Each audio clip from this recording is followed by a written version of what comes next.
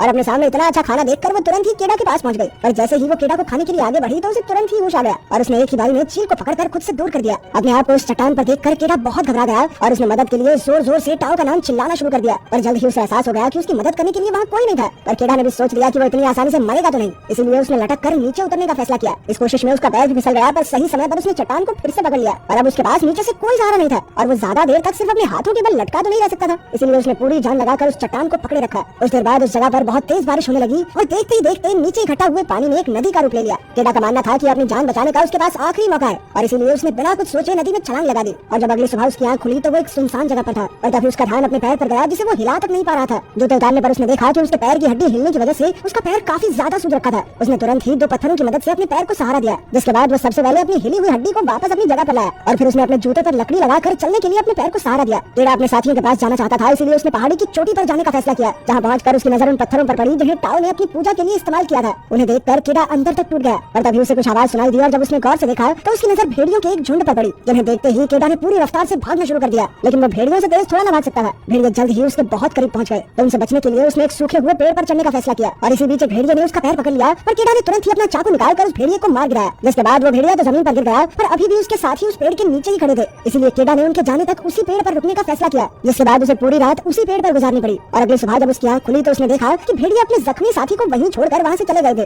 केडा ने सबसे पहले अपने चाकू को एक लकड़ी से बांधकर अपने लिए एक हथियार बनाया, जिसके बाद वो जख्मी भेड़िए को मारने के लिए उसके पास गया। लेकिन उसे ऐसी जख्मी हालत में देखकर केडा का दिल पिघल गया और उसने इस भेड़िए की जान को बख्शने का मन बना लिया। जिसके बाद उसने अपनी सुरक्षा के लिए सबसे पहले एक रस्सी की मदद से भेड़िए का मुंह बांधा और फिर उसे अपने कंधे पर उठाकर एक गुफा की ओर चल दिया, जहाँ पर उन्होंने जैसे तैसे रात काटी। अगली सुबह केडा कुछ जड़ी बूटियां तोड़कर अपनी चोट पर लगा ही रहा था कि तभी भेड़िए ने अपने मुंह पर बंधी रस्सी खोल दी। ये देखने के बावजूद भी केडा शांति से बैठा रहा और थोड़ी देर बाद उसने भेड़िए को पानी देने की भी कोशिश की, पर वो भेड़िया अपने दांत दिखाकर केडा को डरा रहा था। लेकिन केडा ने फिर भी अपने आप को शांत रखते हुए उसे पानी देने की कोशिश की और केडा के इस बर्ताव को देखकर वो भेड़िया भी शांत हो गया, जिसके बाद उसने केडा के दिए हुए पानी को भी पिया। ये देखकर केडा काफी खुश था और थोड़ी देर बाद उसने भेड़िए के चोट पर चिपके हुए कीड़े भी हटाए और उन्हें भेड़िए को खाने के लिए दे दिया। पर वो जानता था कि उन्हें जिंदा रहने के लिए शिकार करने की जरूरत है और अपनी इसी जरूरत को पूरा करने के लिए वो अगले दिन एक खरगोश का शिकार करके लाया। और जब वो उसे पकाने के लिए आग जलाने की कोशिश में लगा हुआ था तभी उस भेड़िए ने आगे बढ़कर उससे खरगोश को छीनने की कोशिश की। पर केडा जानता था कि भेड़िए को काबू रखने के लिए उसे खुद को ज्यादा ताकतवर दिखाना पड़ेगा, इसलिए उसने तुरंत ही भेड़िए को डराकर पीछे कर दिया और अपनी ताकत दिखाने के लिए उसने जमीन पर पड़े खरगोश को दांत से चबाना शुरू कर दिया, जिसे देखकर वो भेड़िया चुपचाप अपनी जगह पर बैठ गया। उस रात केडा ने कई दिन बाद खाना खाया और वहीं दूसरी तरफ वो भेड़िया चुपचाप बैठकर केडा को देख रहा था। थोड़ी देर बाद केडा ने उसे भी खाना दे दिया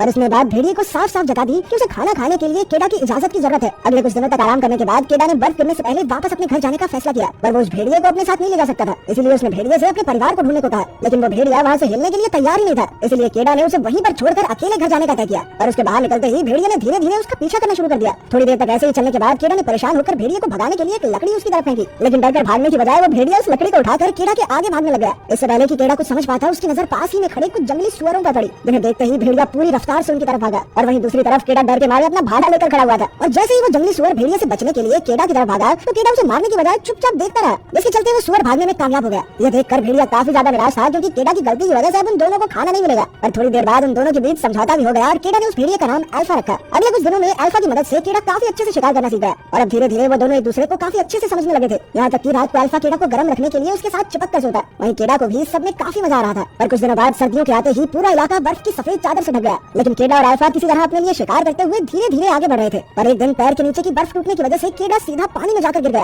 और अब उसे ऊपर आने का रास्ता नहीं मिल रहा था। वहीं अल्फा भी अपने वजन से बर्फ को तोड़ने की कोशिश में लगा हुआ था, पर उसका वजन बर्फ तोड़ने के लिए काफी नहीं था। थोड़ी देर तक कोशिश करने के बाद आखिरकार केडा ने अपने चाकू की मदद से अपने लिए रास्ता बना लिया, जिसके बाद अल्फा की मदद से वो जैसे तैसे ऊपर आ ही गया। अगले दिन रास्ते में केडा की नजर टेंट के बाहर बैठे एक आदमी पर पड़ी, जिसे देखते ही वो खुशी से झूम उठा। पर जैसे ही वो उस आदमी के पास पहुंचा तो उसने देखा कि वो आदमी पहले ही बर्फ से जमकर मर चुका था। इसके बाद उसने टेंट के अंदर जाकर खाना ढूंढने की कोशिश की, पर कोई फायदा नहीं हुआ। केडा ये देखकर बहुत निराश हुआ, पर वो किसी भी हालत में अपने परिवार से मिलना चाहता था, इसलिए वो दोनों एक बार फिर से अपने सफर पर चल दिए। थोड़ी देर बाद उनकी नजर सामने से आ रहे एक बर्फीले तूफान पर पड़ी और चीजों को और मुश्किल बनाने के लिए उन्होंने देखा कि कुछ शिकारी कुत्ते भी उनके पीछे आ रहे थे। केडा ने अपने दिमाग का इस्तेमाल करते हुए अल्फा के साथ एक गुफा की तरफ भागना शुरू कर दिया। सामने से आ रहे तूफान और पीछे से आ रहे कुत्तों के बावजूद भी वो सही समय रहते उस गुफा के अंदर पहुंच गए। अंदर पहुंचते ही केडा और अल्फा उन कुत्तों का स्वागत करने के लिए तैयार खड़े थे। थोड़ी देर तक इंतजार करने के बाद वो समझ गए कि वो कुत्ते जरूर तूफान में फंस गए होंगे। केडा को लग रहा था कि खतरा टल चुका है, लेकिन अल्फा अभी भी दीवार की तरफ मुंह करके हमला करने के लिए तैयार खड़ा था। और कुछ ही सेकंडों बाद उनके सामने एक काले रंग का तेंदुआ आया, जिसने केडा को देखते ही उस पर हमला कर दिया। पर केडा को बचाने के लिए अल्फा उस तेंदुए के सामने आ गया, जिसके बाद उन दोनों के बीच में लड़ाई शुरू हो गई। केडा पहले तो बहुत डरा हुआ था, पर वो जानता था कि अगर उसने तेंदुए को नहीं मारा तो अल्फा का जिंदा बचना नामुमकिन है, इसीलिए अपनी सारी हिम्मत इकट्ठा करते हुए उसने एक तीर तेंदुए की तरफ छोड़ दिया, जिसमें लगते ही वो तेंदुआ जमीन पर गिर गया। तेंदुए के नीचे गिरते ही केडा ने अल्फा को आवाज लगाई जो तेंदुए के साथ ही पड़ा हुआ था। केडा के बार बार आवाज लगाने पर अल्फा ने थोड़ी देर बाद खुद को तेंदुए की पकड़ से आजाद करवा लिया। वो केडा की तरफ भागा पर अपने जख्मों की वजह से दोबारा नीचे गिर गया।